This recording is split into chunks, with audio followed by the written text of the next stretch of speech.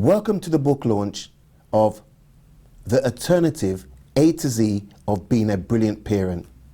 Your author, Meave Darroux, aka Mary Smith. She's here to talk about her brand new book. Actually, it's her first book. Let me introduce you to Meave Darroux. Meave, welcome. Thank you. Nice to be here. Now, Meave, I have had the opportunity to read this book, the complete 38 pages of this book. And I have,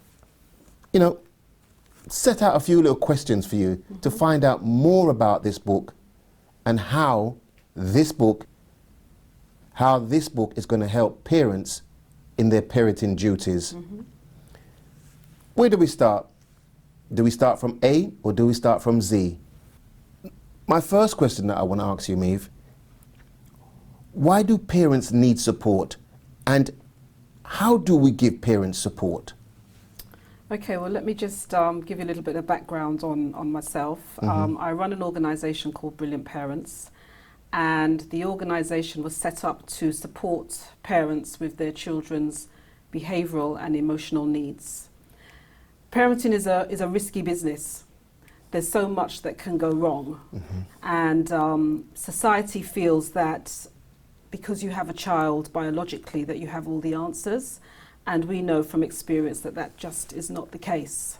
So Brilliant Parents was set up to support parents, to assist them with skills, because we know that through a lot of our parents that we work with, if they had the skills, they certainly have the will, but they don't have the skills, and that's what we provide them with.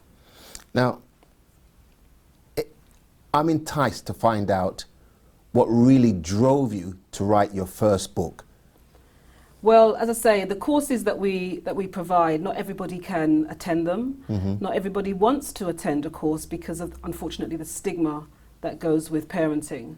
So I felt that there was a need for a self-help book that is easy to read, that is non-judgmental, that will give parents an opportunity and the time to reflect on their own, how they engage with their children and the relationship they have with their children.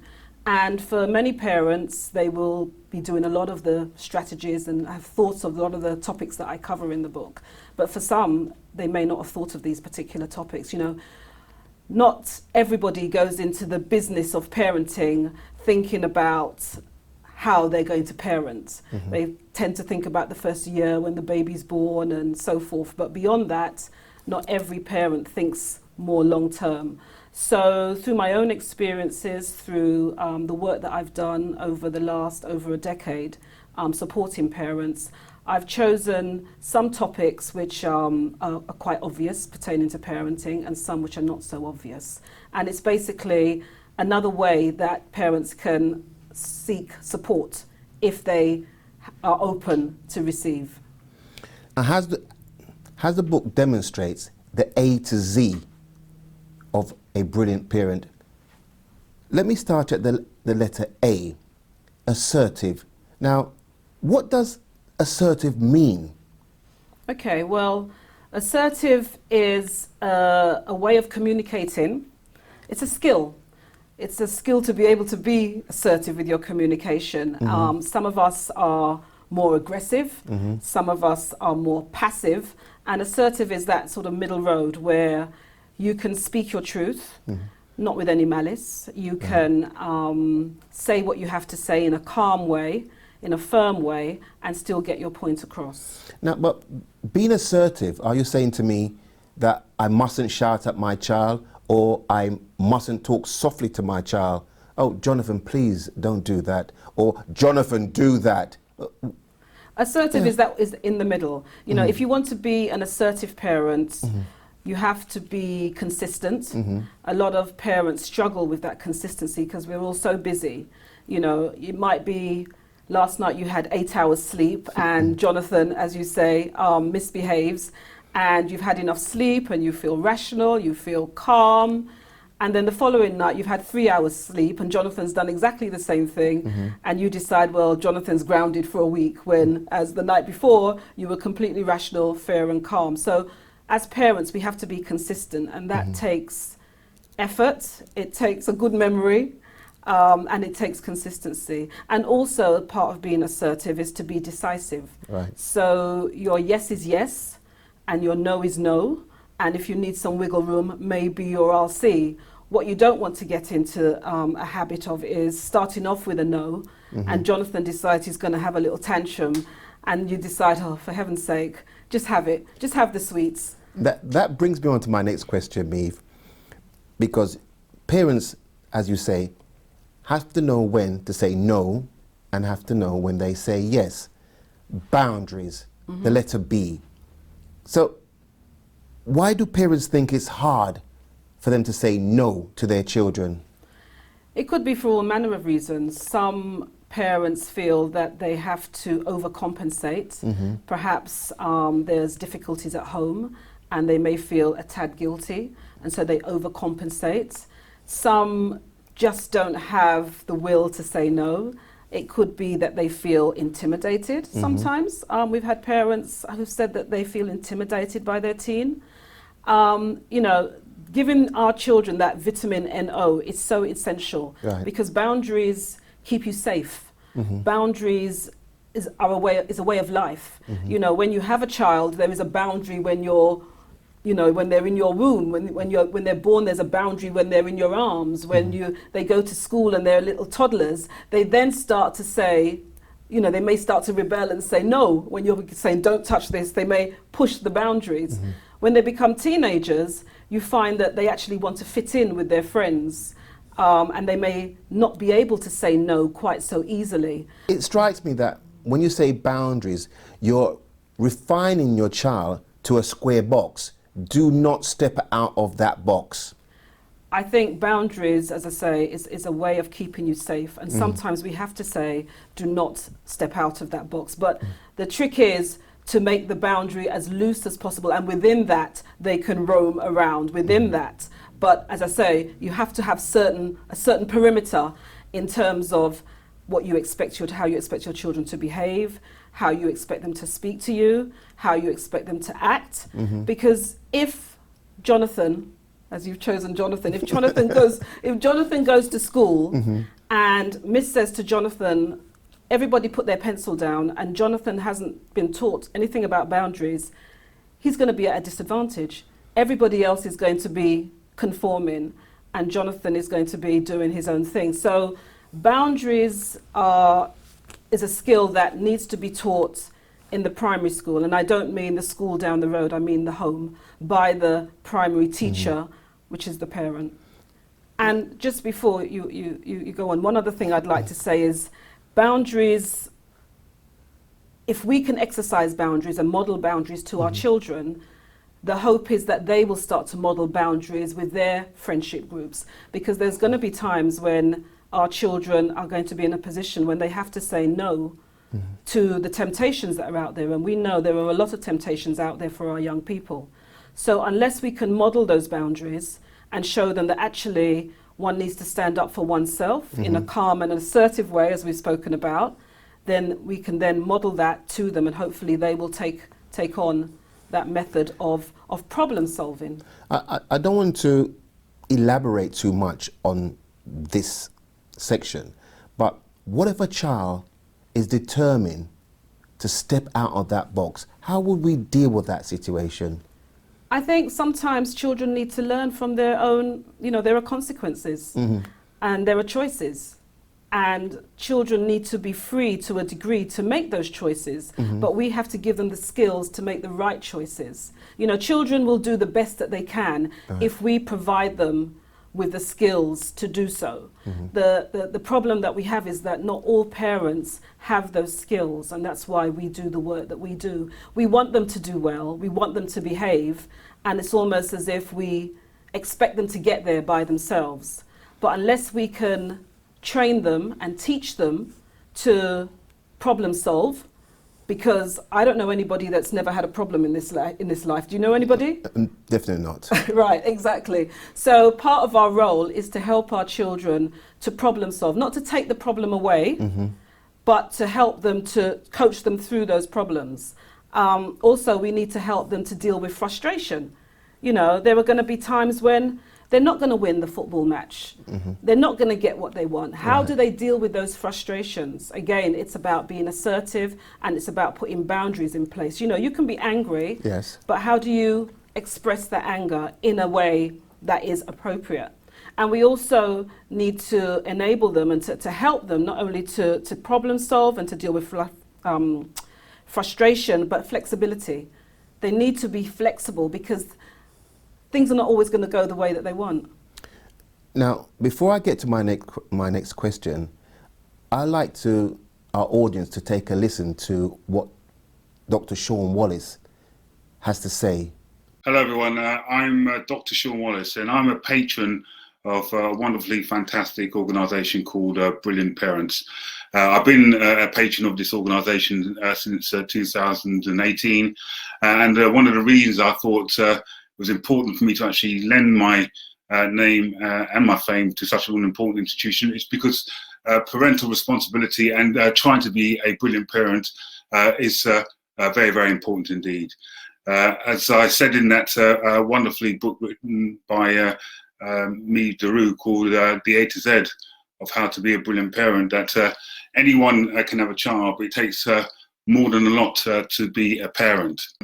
It has changed from culture to culture, from generation to generation, and we all want to be good parents, but sometimes that ideal is a very difficult one to achieve. And how do we do so?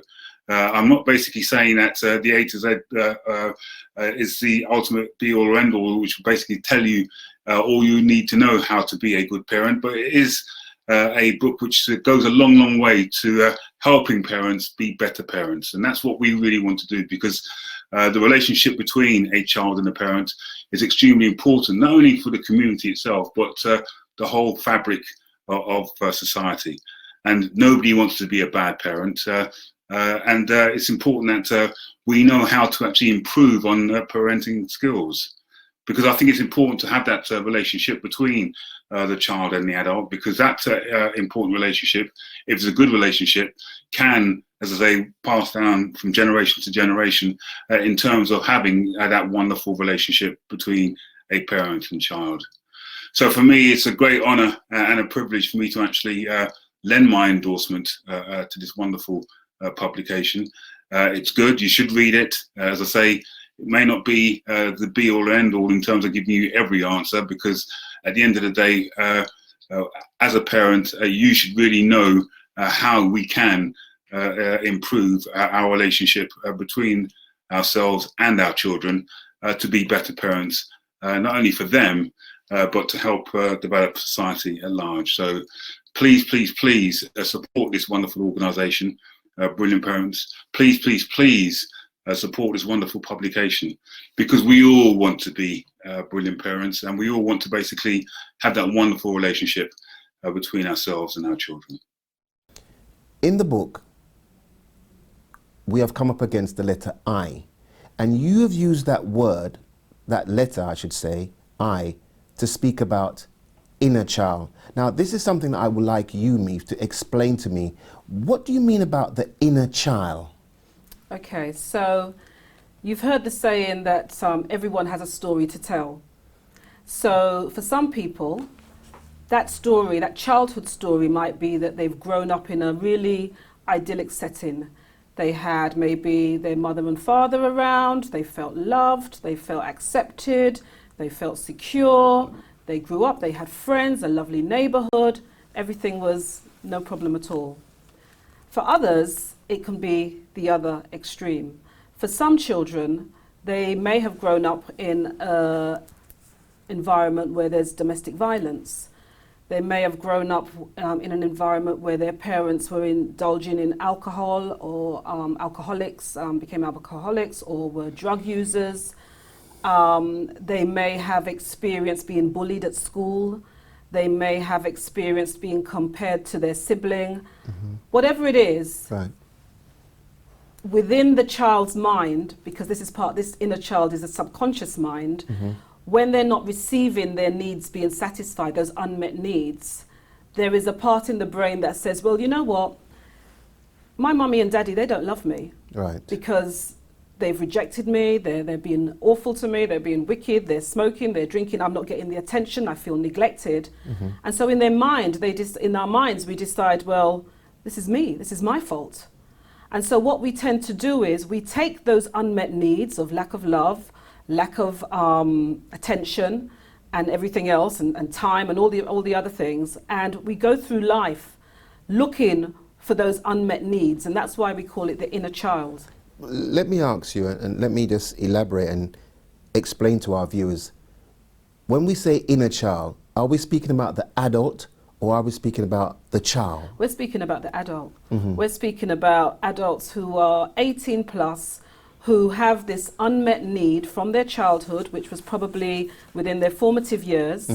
And you know, the funny thing is that many a time the parents are doing what they think is the best thing. Right. So let me give you an example. So for instance, if you were a child left in your grandparents? Left by your parents, who then went to emigrate to England, like many of our parents did, Right. and they left children in the Caribbean, those children could, not always, but could feel very resentful.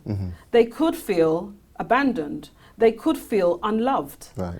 They may then come over to the UK and still carry those feelings with them. For many, they don't. For many, once the relationship, they've come over, they've met their mum and dad or whatever, things just tick on. But for some, they could be carrying that unmet need of feeling abandoned. Why did you leave me?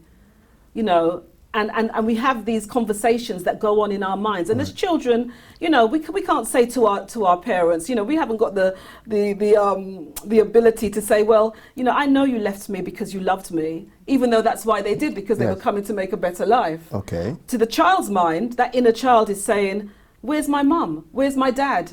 You know, why have they left me? So this can be very damaging to the child. It can be very damaging to the child because we carry it through, and it manifests itself because that inner child is a child and will behave like a child and could very much go, you know, it could end up doing really extreme behaviors to meet that need. It could be that we turn to alcohol ourselves or to domestic violence ourselves because we cannot, like a child, articulate what we want, articulate our needs, so we act it out. Like the book says, Meave, the alternative A to Z of a brilliant parent. Now, I struggled because, as you know, there's 26 letters in the alphabet, and the time that I would need to speak to you about from A to Z, I haven't got. But I've chosen the letter J. Now, is our judgment of our children always right? Not at all. Not at all. If we don't understand what's going on behind the behaviour. So, for instance, if you think of 40 years ago, maybe, there may be a child in the classroom who can't read as quickly as others. Right. They may have said, the teacher may have reached the conclusion that the child was lazy, when in actual fact the child was dyslexic, but they didn't know about dyslexia back then, or, do you know what I mean? So we don't always know. You know, never judge the book by the cover is the famous saying. Saying, yes. And one of the things that parents say to us at the organisation is that they do feel judged. Parents feel judged by society.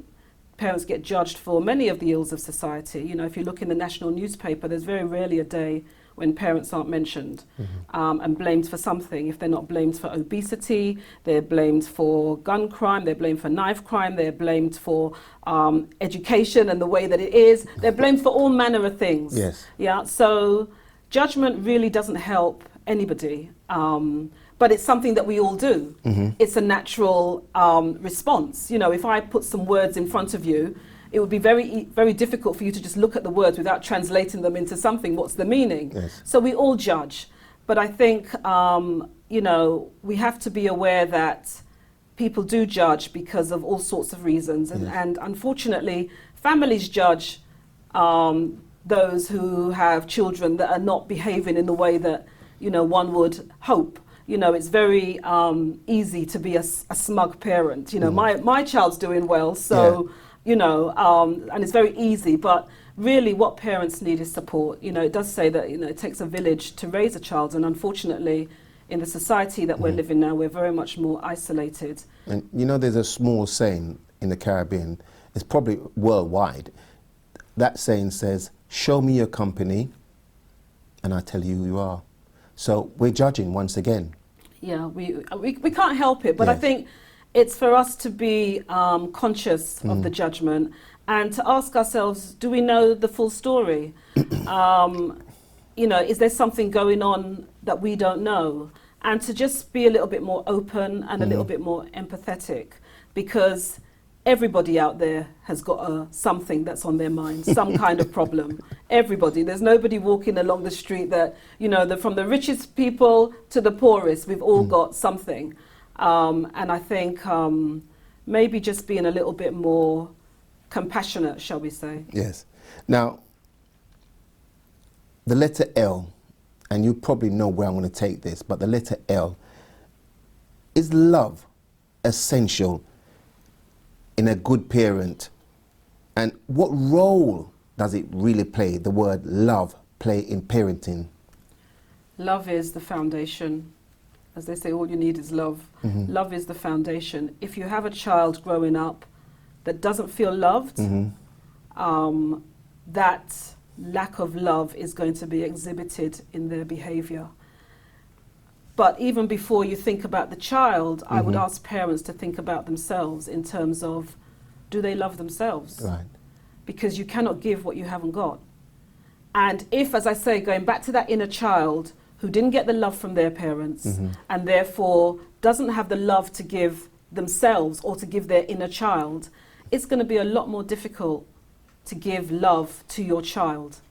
Sometimes parents will say, well, my parents never told me that they love me, or they never showed me any affection, and I know that my child is yearning to be held, is yearning to be told that I love them, and I just can't do it because they never got it themselves. Right. So, but love is something that, yes, we all need. We all need love. We all need to feel that we are loved, especially from our parents. And if you have that as the foundation, as the bedrock for, you know, raising a child, Right. then their emotional health is just streets ahead. And emotional health is so, I'd actually say it's more important than academic grades, Okay. because, you know, the academics might get you through the door, might get you the interview, might even get you the job.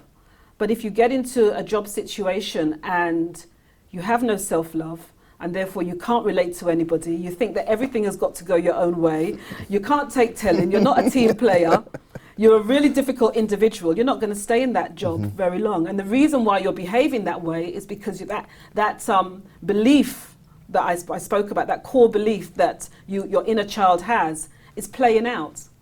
So it really is worth us all looking at that side of us. But it takes courage, but self-love, love for the father, self-love, and then you can translate that to your children. Your organisation has worked with many people throughout this small journey. And a lady by the name of Yvonne Robinson, which is a retired social worker, let's take a listen to what she has to say. Hello, my name's Yvonne, and as a social worker, when I read the A to Z of being a brilliant parent, I found myself thinking, when I started working with parents and children, I've been in children and families throughout my profession. I found myself thinking, I wish this book was out when I started practicing. And the reason why I say so is because Mary Smith has written what I deem to be a brilliant book in regards to parenting. Most of us as parents know, none of us was given a manual. Some people learnt from their parents, and their parents learnt from their parents before them.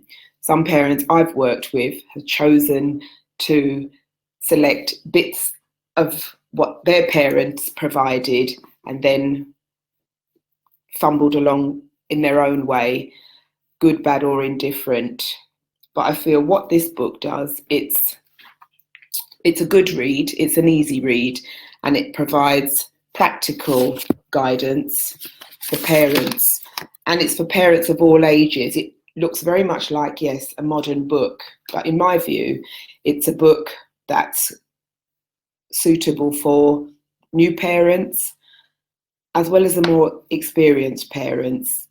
It's a book that's worthwhile reading for foster carers and for the parents who have adopted. It gives practical guidance on parenting issues, and it covers many subjects regarding parenting. All I can say is, well done, Mary Smith. I noticed it says volume 1 here. Please rush out volume 2. And for those who are thinking of people who they know as parents who may need a little support and guidance, I would suggest you go out and purchase this book. Buy a property, we have to view it.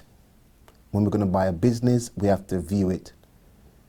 And throughout our journey, I find that that word, that letter R, it brings me to that word reflection. How would you put that in context with parenting? Well, I think, you know, parenting is a relationship, and with all relationships, there's ups and downs. Right. But I think that parents do themselves a disservice if they don't take the time to look at the quality of their relationship with their child and to reflect on what could they do to improve that relationship with their child. It takes courage to reflect. You know, perhaps our parents' generation, they felt there was no need to reflect. You know, it was do as I do and that was it. But I think if we can take the time out and treat parenting like a business, you know, what can I do to improve this situation? What strategies can I implement to help this situation? What am I not doing enough of? You know, and if we can do that and problem solve, if there's a problem to be solved, then again, we are modeling to our children that reflection is not a bad thing. Take, for instance, you have a teenager and you've given they want to go to the city centre or whatever, and you've said, okay, this is what, you know, this is what I expect. I expect you to be back at a certain time. I expect you to be with who you say you're going to be at the place where you say you're going to be, to call me at a certain time. And they do all but, I don't know, 80%. There's nothing wrong in sitting down and reflecting on what you asked them to do and how they got on. And if they did well, you praise them. And if they didn't do well, okay, so what could you do differently next time? Because they may say, well, my phone died. Okay, so what did you do differently? So this is part of problem solving, it's part of reflecting. But in terms of parents and their own behaviour, you know, oftentimes when parents come to us, they think the problem is all to do with the child. And we have to gently, very gently bring them around to taking the focus off the child and taking it back on the parent and thinking, okay, so is there anything that you can do, any goal for change that you would like to make, you know, in the way that you approach your child? Do you think maybe you shout too much? Do you think you may be a little bit aggressive? Do you think whatever? And you know, it's a new way of being, but nothing changes if nothing changes. Some children are never brought up with their parents, and they're never even brought up with their relations. They're brought up by a foster parent. And I want to take a listen to what Alancia says, who is a foster carer. Hello everyone, my name is Alancia Benjamin Reed. I'm a foster carer. I foster for Waltham Forest via Casper Fostering. I've been fostering with my husband Raymond Reed since 2011. I received this book, The A to Z of Brilliant Parenting, from my friend Norma. She sent it to me as a Mother's Day present. And I read it and I was really, really inspired. And I thought every household with children should have this book. I especially like things like the environment. The environment you raise your children in is very important. You need to, it should be positive. In here, we try to be positive foster carers. Well, we call ourselves now foster parents. So we try to be positive foster parents. We try to, we're very talkative in here, so we're very open. We tend not to beat around the bush with what we expect from the children from the day that they come into our lives. So the environment is important.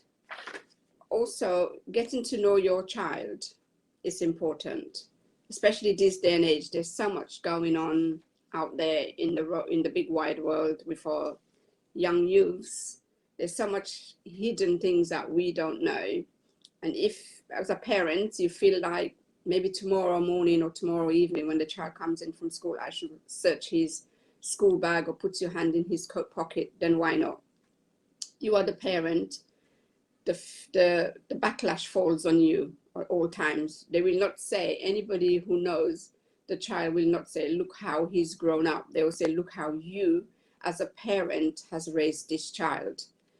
The inner child, they bottle up a lot of things, and it's just good to talk, let them express themselves, let them talk to you about different things, and just be open-minded and listen and understand what they have to say to you.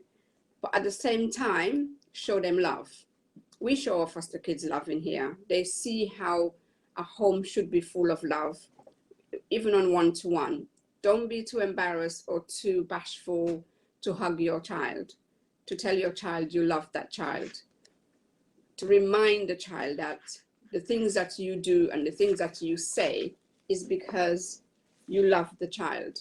The child has to understand that's the reason why you're doing it. Nurturing, again, falls still under the umbrella of love. Every child needs nurturing, especially nowadays. There's this, honestly, there's so much pressure around on these children. Things they have to impress other children, they have to impress even themselves. They dress for a reason, they look good for a reason. Maybe when we were younger, we did it, but I think life for us was so totally different as well. I must praise the author of this book. I do know her personally, and when she mentioned about this book, I didn't know what to expect until I received this book, and I have to praise her, and I just hope she continues to do some more, write some more books, and I'm trying to see if I can get her to do some training in our fostering world. I've given a copy to my manager, and my supervising social worker has read it, and she really has enjoyed it. She especially likes the self-discipline page. She said, wow, and the thinking of errors. She said she wished that when she was growing up as a divorcee with her daughter, she had a book like that that could inspire her to raise her daughter. And I would like to thank the author for this book. Brilliant, brilliant, brilliant, brilliant. And I actually have recommended it to the other foster carers that we work with as a team together on our link group. So yeah, thank you very much. As I look down these alphabets, I don't know where to stop because I'm just reading and I'm reading and I'm reading. I decided to stop at the letter U. Let me ask you, understanding. Where does understanding take you when I say to you, Meave, understanding? How would you couple that with parenting? I think oftentimes when our children misbehave or are challenging, which is the reason why 90% of the parents come to us for support, is because their children are acting in a way that they find challenging. Right. It's because we're not looking behind the behaviour, and all too often we take it personally. So if we can understand what is going on for the child, maybe try and put ourselves in their shoes. It could be that they are feeling stressed because of exams. It could be hormones are raging, and that's a contributory factor. It could be they don't feel loved in the home. It could be for all manner of reasons. So our job as parents is to, as I say, look behind the behaviour and to have those sorts of conversations, depending on their age appropriate conversations. If they're a young child, you know, is there something that is not feeling quite right? It may be that you speak to your doctor, or you speak to a teacher and ask them, you know, at this age, what should they be doing? Should they be able to do their times table, or should they be able to read, or whatever the case may be? Right. So if we don't understand what is going on for the child, we may just feel that they're just being belligerent, they're just being naughty, they're just being, you know, and we don't understand, and then again we do the child a disservice, when really what we need to be is, at their most challenging, we need to be emotionally available for them. So we're saying that understanding your child is definitely a key to being a brilliant parent. It's one of them. It's one of them. You know, we need to go the extra mile. Right. Sometimes you just can't put your finger on it. You think something's not quite right. And so you'll have to observe, maybe observe, and as I say, maybe talk to other people and share and share your concerns. But, you know, we are their number one cheerleader, so it's up to us to find out what is really going on for our child. In your opinion, Meave, how do we become a brilliant parent? I mean, you've written the book, The Alternative A to Z of Being a Brilliant Parent, but in your words, not quoting from your book, how do we become a brilliant parent? I think a brilliant parent is one that, as I say, is not afraid to reflect on their own behaviour, not afraid to put their hand up and say, I got that wrong. A brilliant parent is one that's not afraid to apologise if they've got something wrong pertaining to their children. I think a brilliant parent is one that can take responsibility for their actions and for their reactions, for their choices, and one that is constantly seeking to do better, constantly seeking to improve their parenting skills. I think it's about effort. It's about effort. You know, there are some brilliant young parents out there, absolutely brilliant. They just know it, they've got it on point, they know what the needs are of the child, they're emotionally available there for the child. And then there are other parents who are much older who don't understand the needs of their child, and you know, they understand food, shelter and clothing. They may understand education and the value of education, but they don't understand the emotional connection. They don't understand that connection first before correction. You know, in my parents' day, it was correction first, and if connection came, you were lucky. You know, for some of us, not for all of us. So, yeah, a brilliant parent is all of that and much more. Eve, you know I'm very spontaneous, and I want to put you on the spot. But before I put you on the spot, let's hear what Sarah Ross has to say, who is a parent. So the A to Z of alternative parenting is a book that I've just found really useful to refer to.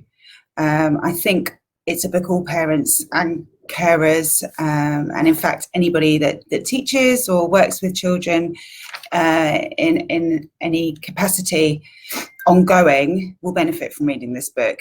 It's overwhelming becoming a parent with all the changes that are going on and the adjusting to a different lifestyle, different groups of people that you start interacting with. You become aware of everybody else's opinions on how parenting should be, and we all have really strong ideas of how we believe we should parent. And a lot of that, I guess, is based on our own experiences or on, it's based on our own experiences, whether positive or negative. We want to do better. And I really believe that all parents want to do the best they can. And we can only do the best we can with what we've got. Quite often, I think when we go into life as a parent and start trying to juggle all the many different responsibilities and relationships that exist within that, it's very easy to lose sight of those ideas at times and speak to our children maybe in a way that we later regret, or display behaviours, our own behaviours that we maybe wouldn't want our children to model.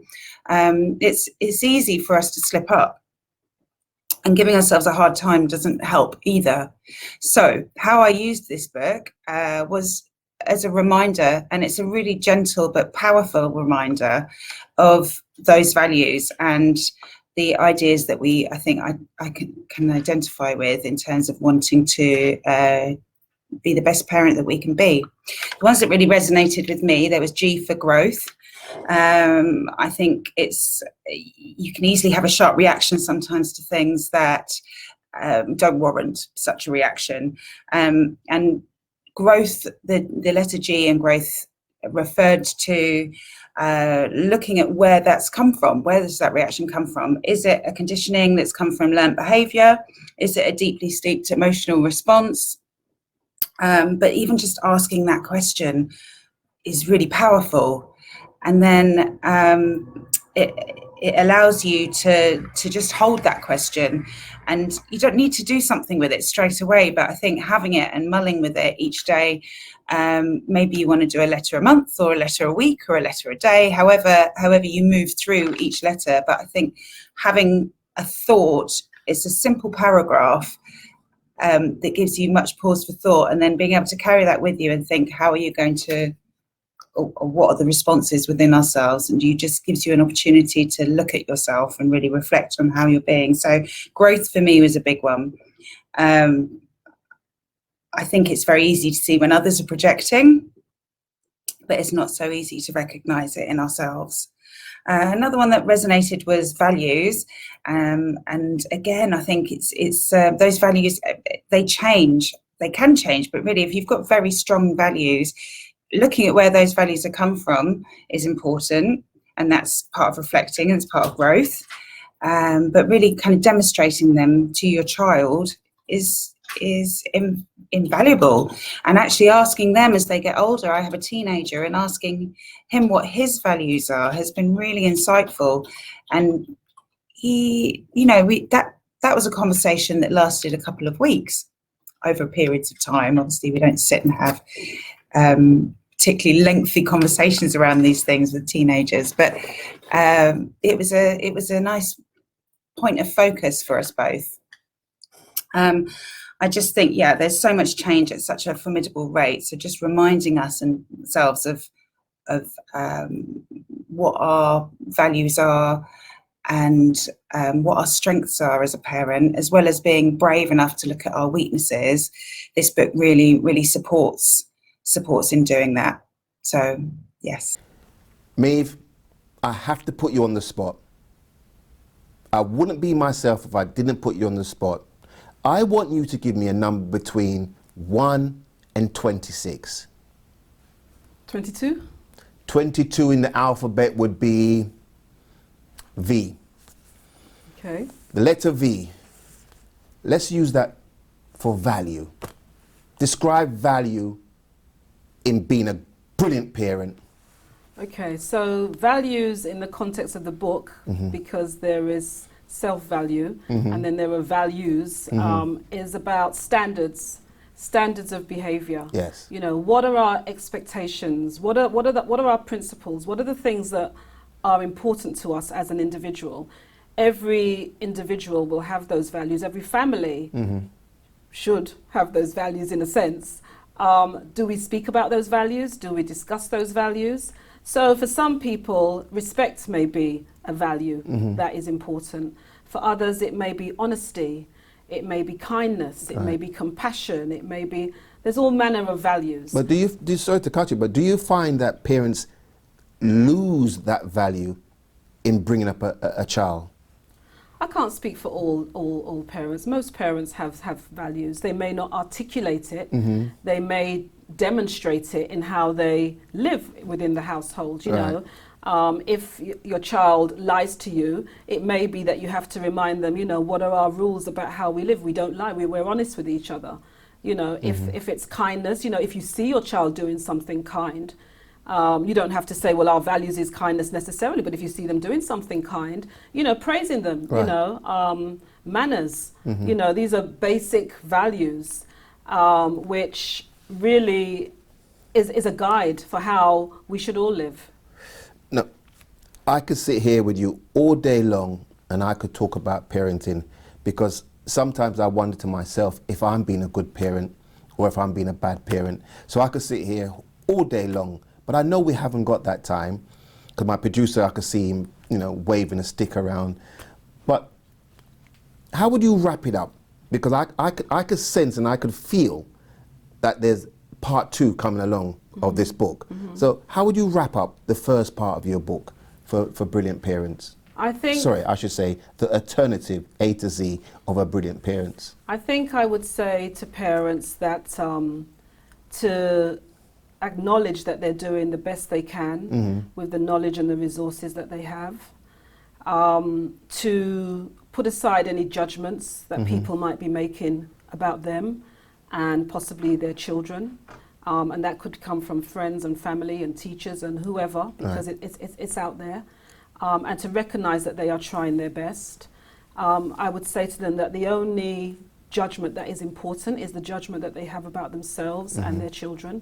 What anybody else says is nothing to do with them. I would say to take the time to think about the quality of the relationship, and I'm sure for many, many thousands of parents, they are very happy with the relationship. You know, they have children growing up and they're on the right track. But I think we have to recognize that as parents, our role is to train them, our role is to teach them. We need to teach them to be independent. We need to teach them how to problem solve, as I mentioned. Right. We need to teach them how to deal with frustrations and how to be flexible. We need to put boundaries in place, because if not, they're going nowhere in a hurry. And we need to teach them to, you know, at the end of the day, we all want emotionally healthy children who can make a positive contribution to society. And they can't do that without the love of a parent or a carer or a foster parent. It doesn't have to be biological, but they do need to know that somebody has got their back. We need to champion the potential in our children, because if they see that we believe they can do anything, they will have a lot more potential, and they will feel their self-esteem will just hit the roof and they will flourish. But they need to know that their cheerleaders are behind them and have got their back. Thank you very much to Meave Darroux for dropping by and giving us an insight into the A to Z of being a brilliant parent. Now, if you want to contact Meave Darroux or Brilliant Parents, please see the details at the bottom of the screen. So from me, Michael Coos, it's goodbye.